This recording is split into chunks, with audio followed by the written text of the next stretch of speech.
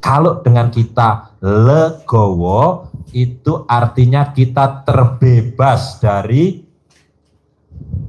sifat-sifat yang tadi itu, jengkel, ngeluh, sedih, murung, dendam, cemberut, muka suntuk.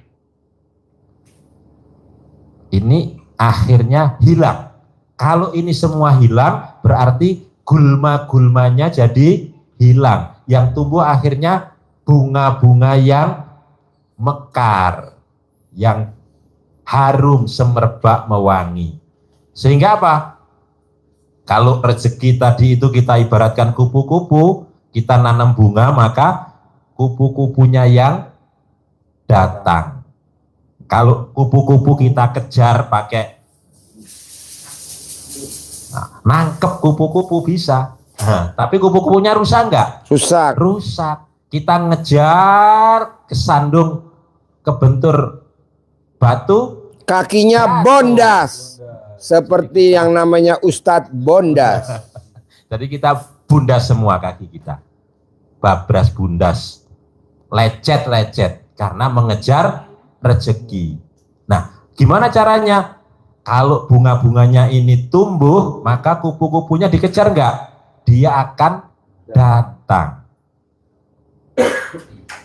Saya abadikan kupu-kupu yang berterbangan di bunga-bunga buah lengkeng yang kita tanam itu kan sudah mulai berbunga.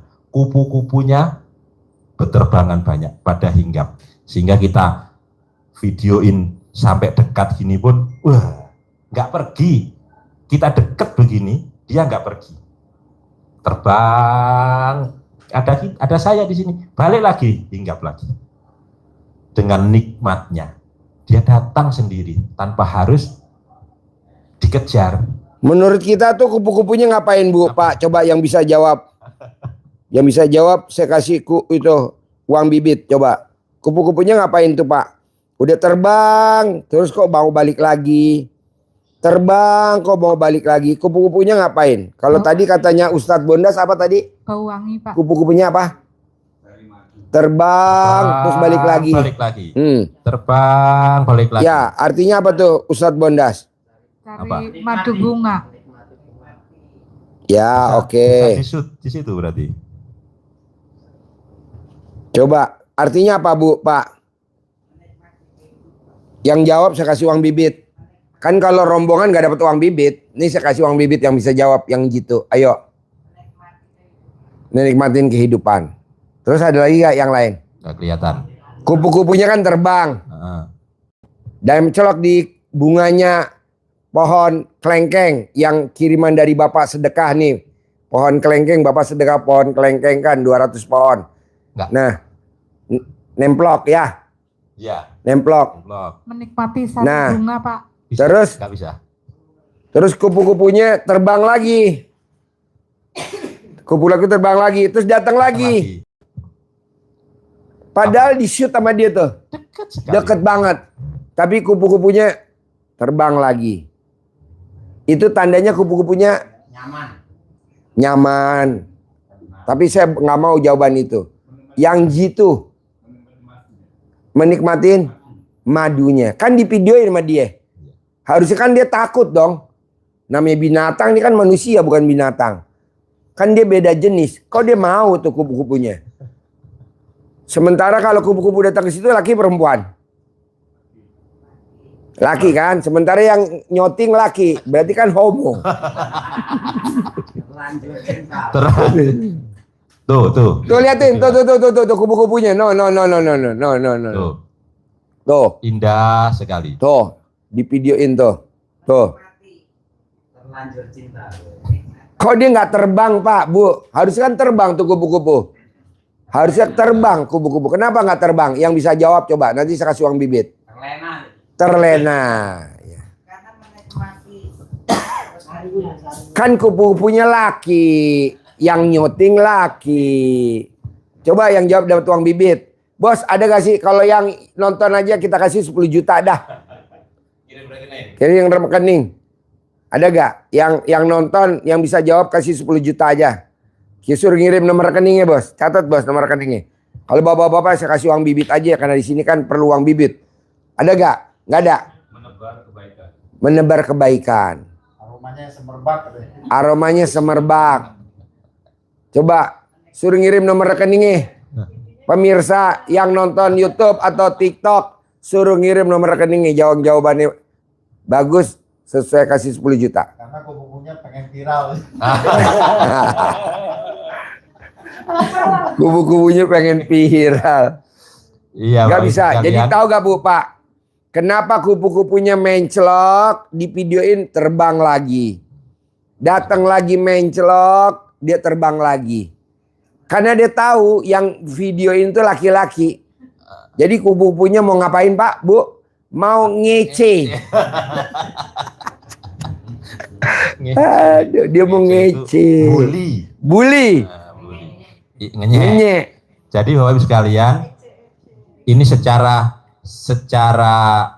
keyakinan kita, dia itu terbang balik lagi, ngundang kawan-kawannya, seperti halnya rezeki yang sudah nyaman dengan kita, nyaman, begitu kita kelola dengan baik, ternyata rezeki yang kita peroleh itu kita manfaatkan dengan sebaik-baiknya, kita salurkan juga untuk sedekah ke anak yatim. Jadi ini ilmunya Pak Haji apa? Terima kasih. Terima kasih. Terima kasih. Jadi dia ngundang temennya. Oh, di sana enak.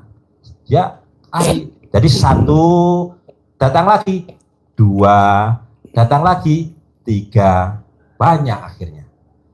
Padahal saya beberapa waktu pernah cerita, kita kok belum pernah melihat kupu-kupu yang indah berterbangan Pak Haji.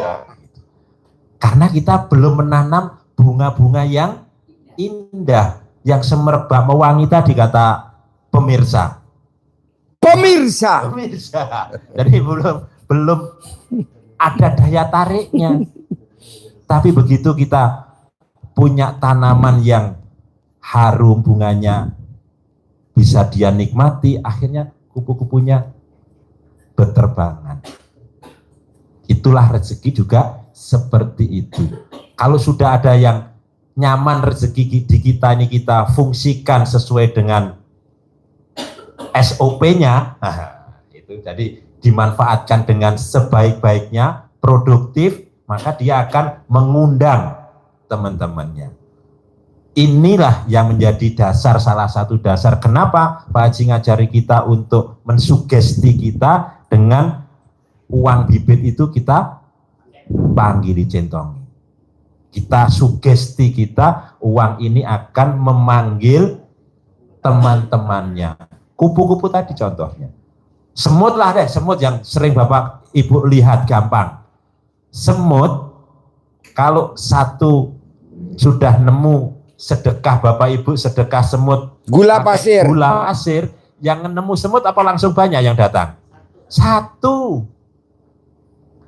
Dia langsung dinikmati sendiri enggak? Enggak. Begitu dia ketemu, dia balik.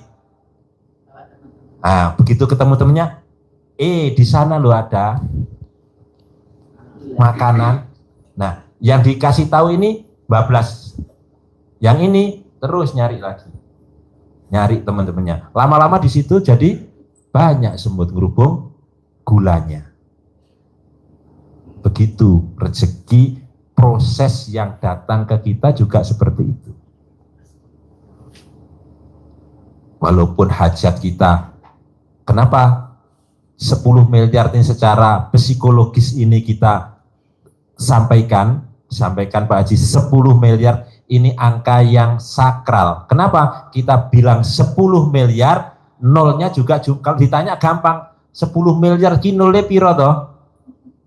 10. Gampang.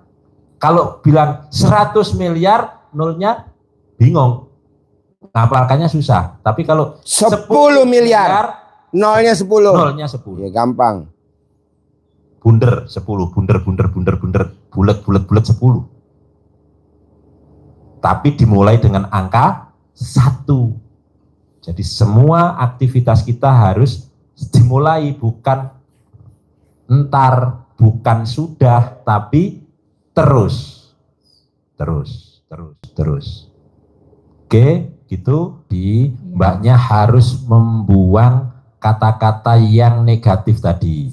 Ya, jadi bersihkan itu dulu. Jadi Allah murka karena mbaknya sudah ngucap bahwa mbaknya yang bertanggung jawab terhadap adik-adiknya. Yang nanggung kehidupan adik-adik. Nggak boleh. Jadi itu harus sholat tobatnya yang banyak. Dia udah jadiin keluarganya adalah beban hidupnya dia. Padahal mbaknya mati pun adik-adiknya tetap hidup. Mbaknya meninggalnya dikubur, tetap adik-adiknya hidup. Tahu rezeki dari mana, pokoknya pasti hidup. Tapi kalau mbaknya ngomong tadi, seperti yang tadi mbak ucapin, Allahnya langsung kecil hati. Kok begitu ya, aku nggak ada harganya dong. Malaikat, tolong dong kasih dia. Nah, janganlah. Ya. Itu tadi seperti Nabi Sulaiman aja yang kaya raya, pasukannya ada jin, ada manusia, pernah minta kesempatan kepada Allah untuk memberi jatah makan kepada seluruh hewan. Hewan padahal manusia tidak. Hewan-hewan mau dikasih makan. Ternyata baru berjalan 1-2 hari sudah menyerah. Nggak mampu. Semua hewan saya yang ngasih makan. Jangan. Nggak bisa. Coba ibu lihat deh yang makan gratis atau apalah ya. Iya. Coba sekarang oke lah. Coba ibu lihat ke belakangnya. Lama-lama nggak bisa. Emang lu Tuhan? Ya udah, lu bisanya begitu, lu syukurin aja. Jangan so jadi Tuhan lu. Kalau mau sekedar ya sedekah, tapi nggak usah jadi apa ya, Tuhan kecil. Nanti kalau Allah udah murka ya. Contohnya Nabi Sulaiman. Jadi Nabi Sulaiman mau makanin semua binatang. Dia seperti Tuhan. Padahal kan jangan dikalahin dong. Maksudnya Tuhan akhirnya dia baru 2 hari ya. Langsung menyerah. Udah diterangin nama Haji Dwi nggak mudeng-mudeng. Sedekah subuh. Hayo sedekah subuh. Iya saya mau hidupin sebentar, gue mau sedekah subuh. Nggak, nggak ada. Siksa kubur. Nah makanya Pak, saya Haji Marco, Mbak Ratih, Ustadz Bondas, saya maksain Pak, setiap hari sedekah ke anak-anak yatim RDI nggak berhenti. Setiap Kamis malam Jumat kita bikin acara.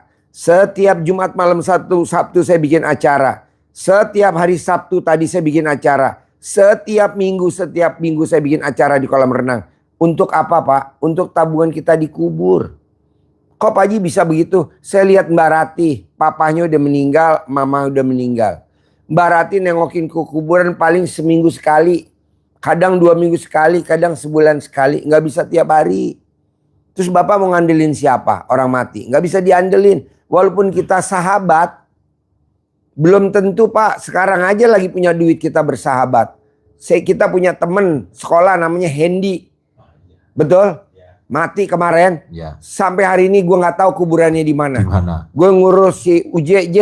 Hendy gimana kabarannya? Kuburannya berantakan Ji. Dia punya istri masa bodoh. Punya anak masa bodoh. Punya saudara kandung masa bodoh. Namanya Hendy. Ya betul Je. Tuh. UJ istrinya 5. Ya Je. Mengharapkan nanti kalau dia meninggal 5-5-nya nengokin dia 1 minimal. Tapi bininya udah perjanjian sama saya, nggak akan Pak Haji.